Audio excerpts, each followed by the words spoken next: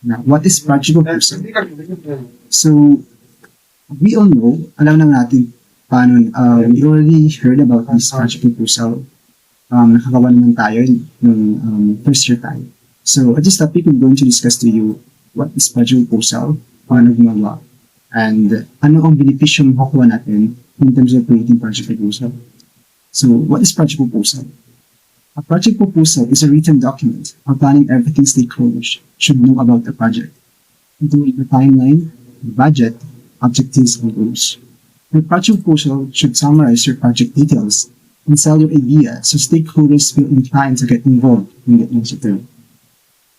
Now, a project proposal it's a written document where those your ideas of creating such thing that can be helpful rather to those yung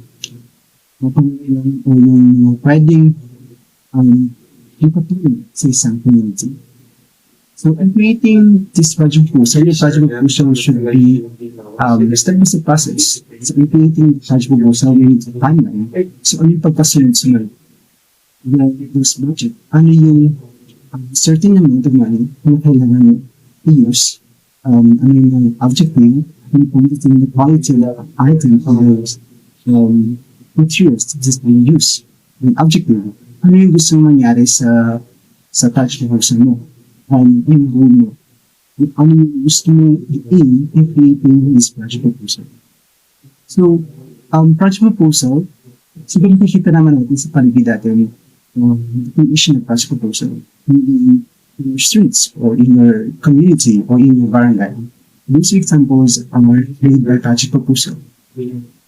So, nakikita niyo sa paligid niyo, gawayan ng mga iba't ibang tao. Gawayan ng ibigin sila to cure or to prevent para makaiwas o para makahelp sa mga pangangailangan na hinihingidan or the needs of your family or friends. And there's a lot of project proposal. Or even sa paligid-paligid, which could create a project proposal. But so, the project proposal should be clear, which your stakeholders should be para mapahanga siya kasi once if your project proposal is not good, you will see you will decide to accept your project proposal.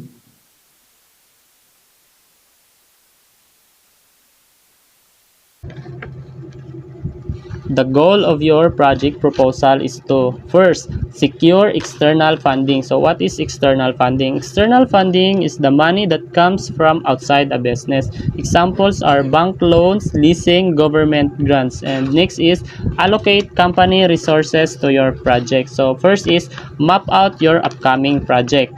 Second, get to know the availability of your resources.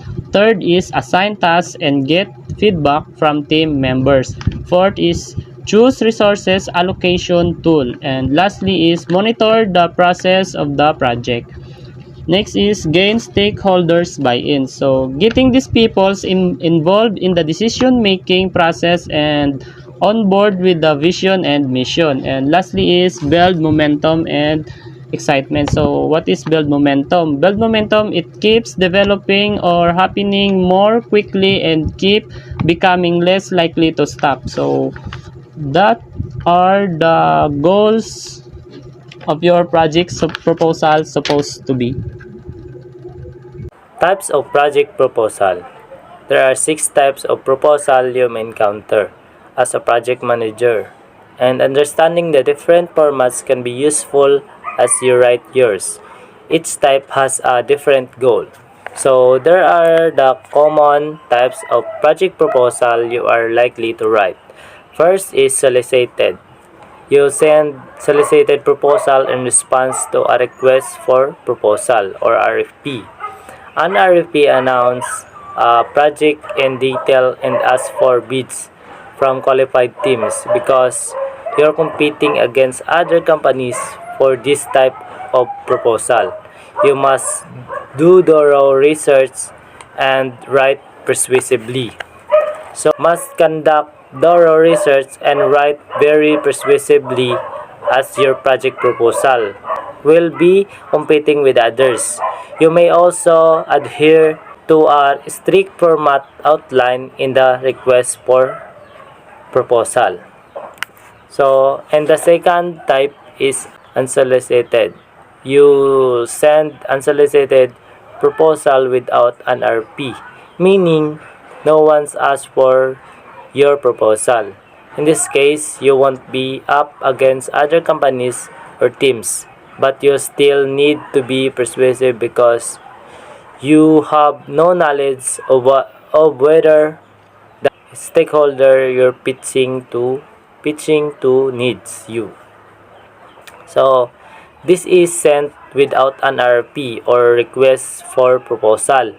While you are not competing with others, you must still be very persuasive to convince your recipient to act. So they did not ask for your proposal. So that is the unsolicited. So next is informal. You may have a client send you an informal request for a project proposal, in which case you can respond with your project pitch because this isn't an official RFP, the rules are less concrete. So in informal, send a response to an informal client request. As there is no also RFP or request for proposal, your proposal can be follow your preferred format.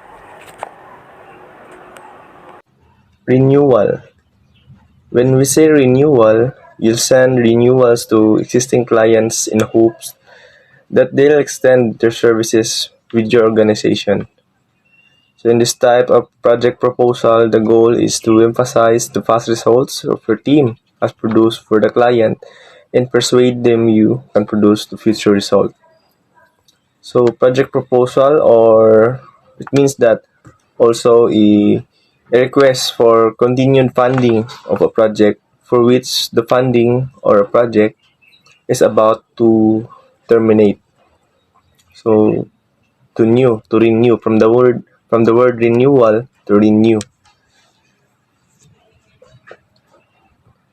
So next is the continuation. You'll send continuation as a reminder to stakeholders, letting them know the project is beginning. In this project proposal, you simply provide information about the project instead of persuading the stakeholders.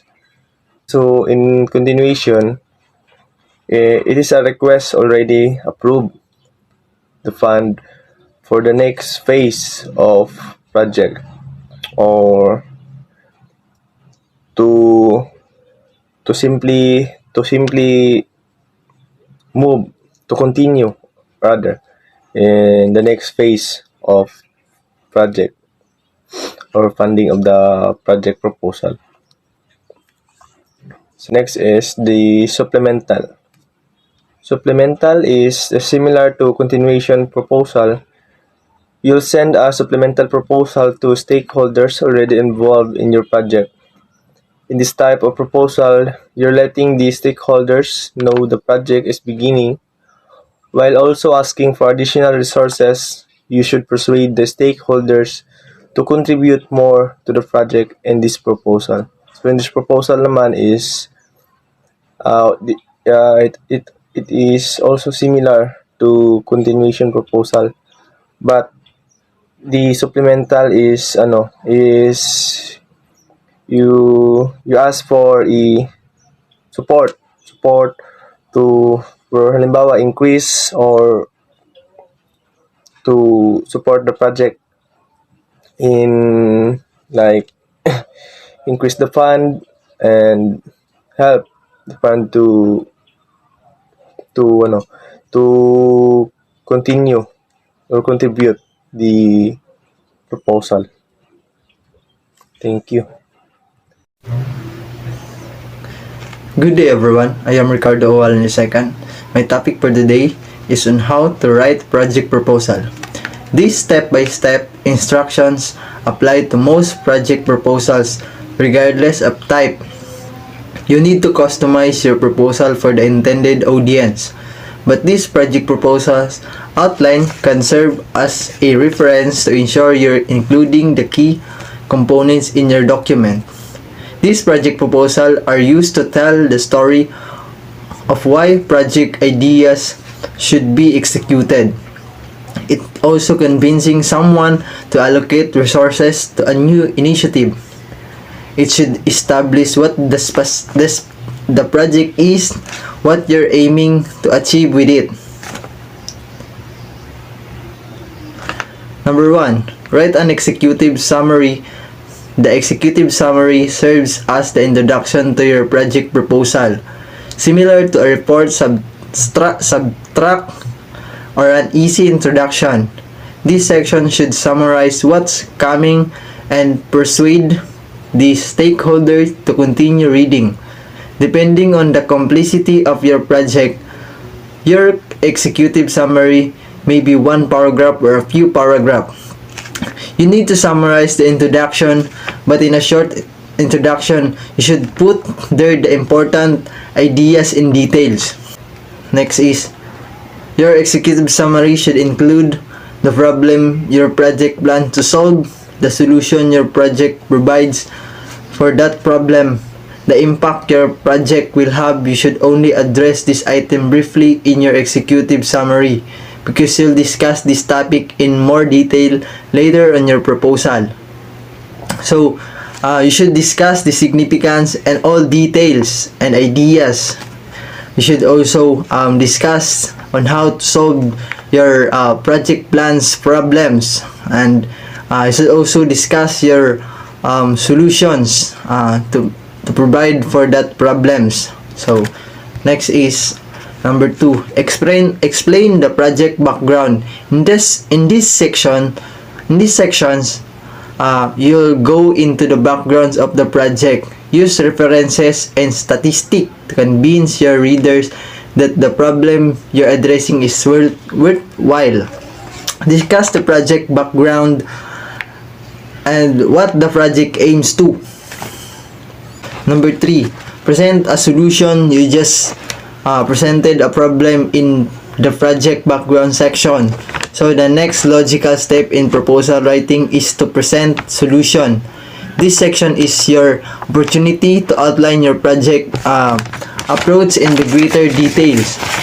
In your given problem, discuss the solution in greater detail so that the audience understand the project approach, and also going to be specific in discussing it.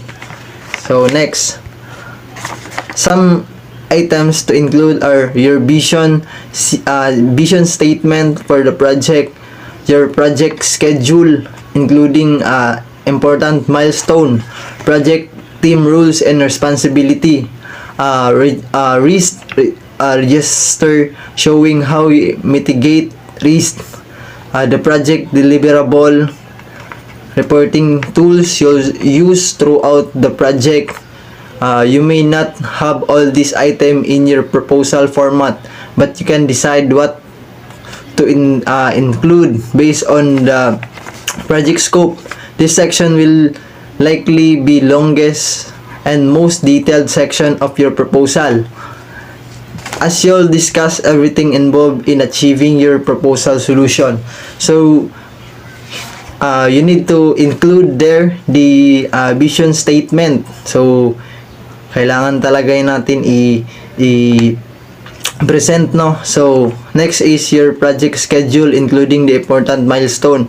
So ang schedule kailangan organize and including the milestone, kung paano mo gawin or paano mo nagawa. So project team rules and responsibility. So kailangan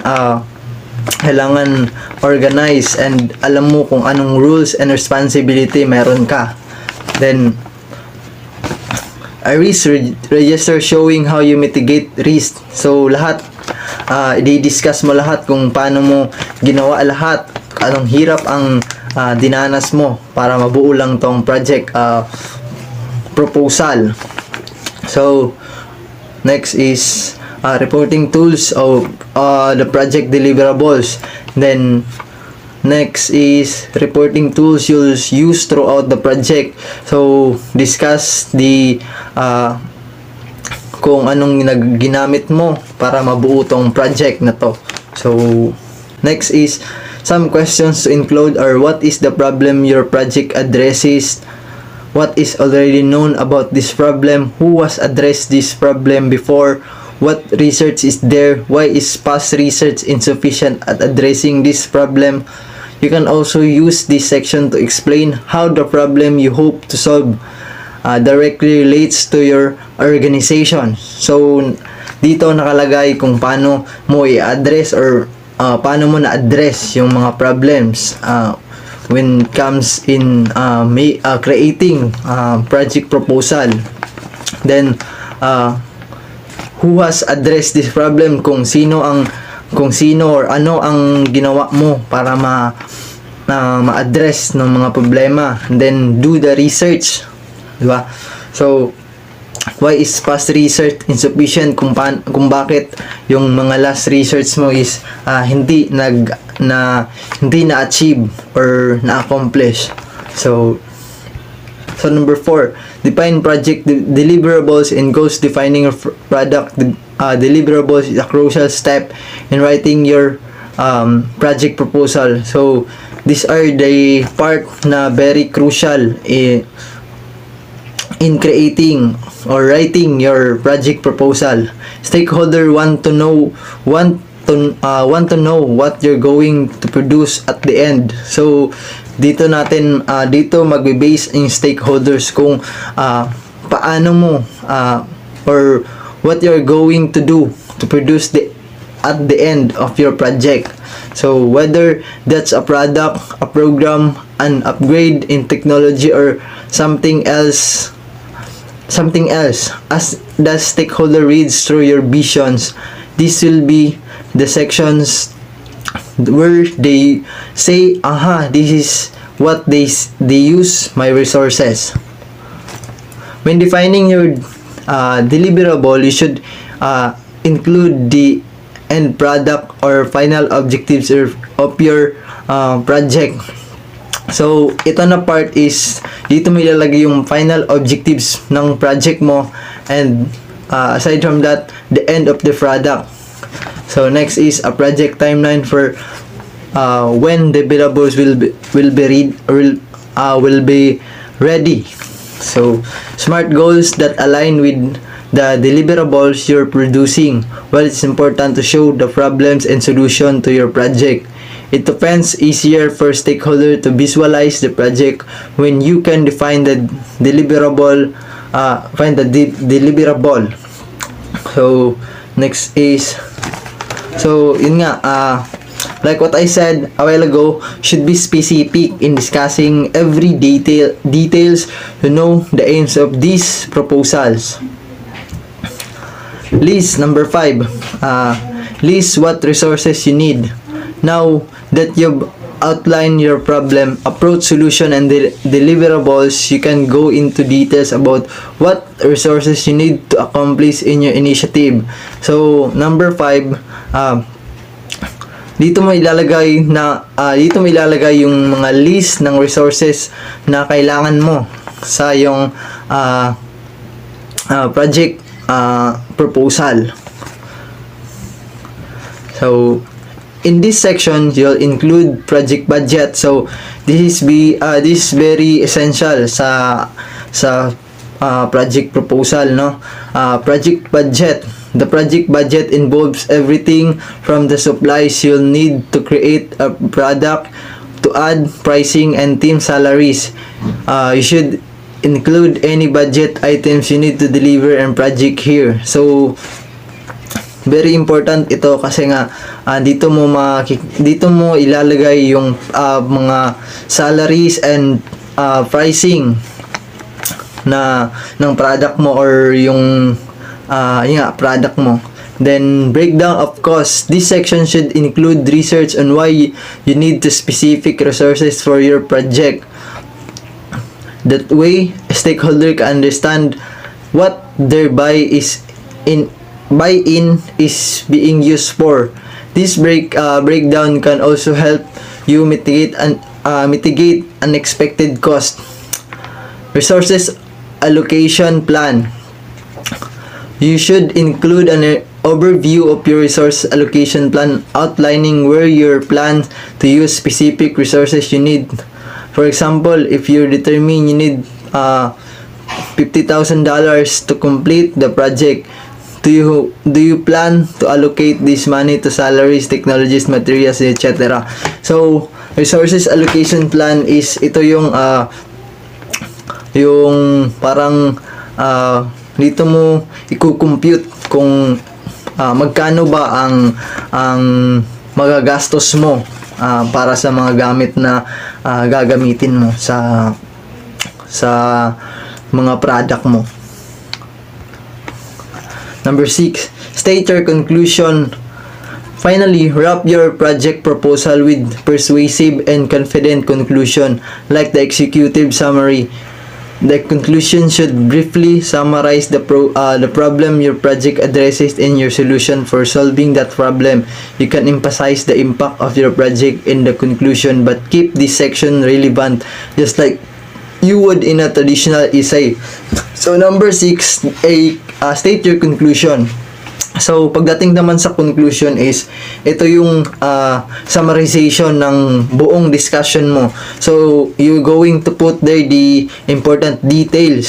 So parang ano lang din essay siya or essay siya, pero ang nakapaloob din is short or parang ano siya, nakalagay na doon yung mga important details or mga na-discuss mo na, or yun nga nandun na yung project addresses, yung problem and solutions nya, the impact of your project, yun nga. That's all. Thank you. Hi everyone, I am Faye Encarnacion from 3D Pedly, and for today is I'm going to report about the tips for writing an effective project proposal. So the first tip for writing an effective project proposal is know your audience. It is important to know your audience in order to write the effective project proposal. It's because it helps you and guides you on how to structure your project proposal, and also it helps you to figure out what project that you need to propose to your client. It's because remember that the goal of the proposal is to win your audience over, not just to present your project better. For example, your client is a hip-hop dancer, and your proposal is need to fit what the background of the audience. You need to propose about the dance or that related to the background of your client, so that the clients will convince or have a interest to your project proposal. So the second one is be persuasive. When you write a project or the effective project proposal, you need to consider on how you will convince your client. It's because the importance of project proposal, you're hoping your audience will read your proposal and do something for you in return. So, if your reader is integrate, it is ito yung hindi interesado is by your project, they won't feel inclined to help you. If you describe your editing tool but don't mention the many features it will offer or how it will benefit your clients and its positive impact in the industry, and also your audience will wonder or magtatanong yung client mo, why should I care about this project? Diba? Kasi sa pagbasa pa lang sa project proposal na ginawa mo, hindi na sila nako-convince. So mga terms na ginagamit mo, parang hindi nila may reason din na hindi nila maintindihan, or sadyang parang napaka-boring nung pag-construct mo. So, dapat, pag gagawa ka ng project proposal, dapat, yung mga terms mo is dapat convincing sa kanila. Para pagbasa nila, oy, ang ganda ng intro pa lang, di ba? So, nakakaakit na sa kanila yung project proposal mo. The third one of writing an effective project proposal is keep it simple. So while you should go into details on your problem, approach, and solution, you should make your project proposal overly complex. So very simple and direct to the point. This means you can discuss the project plan for your proposed editing tools without discussing what codes the engineer will use to make each feature work. So, if you're writing an effective project proposal, you need to do is make it simple, no? Para yung clients mo is naiintindihan niya kung anong nilalaman ng project proposal mo or kung anong gusto mong mangyari. Kasi the more it's simple, the more na magugustuhan at the more na maiintindihan ng clients mo. For the fourth one on how to write an effective project proposal is do your research. A successful project proposal includes true research. Be prepared to back up your problems and solution with reputable sources, case studies, statistics, or charts so you don't leave your audience with questions. When writing your proposal, put yourself in the reader's shoes and ask. So there are questions. So first, what is the problem? Diba? So how is the solution to the problem? Has anyone addressed this problem before? Or what are the project costs? If you can answer this question, then you've done enough research to support your proposed initiative. Dito is all you need to do. If you're going to have if you're going to write a project proposal, you need to do a research. Why? It's because it is easy for you na how to interact your clients because your clients is talaga yan. Expected na magtatanong talaga yan sa project proposal mo. And then, para naman, mas malinawan sila at hindi sila maiwanan ng question no, kung bakit nga ba yung project proposal mo ay may ganon. So, dapat, you need to do a deep research in order to answer their questions.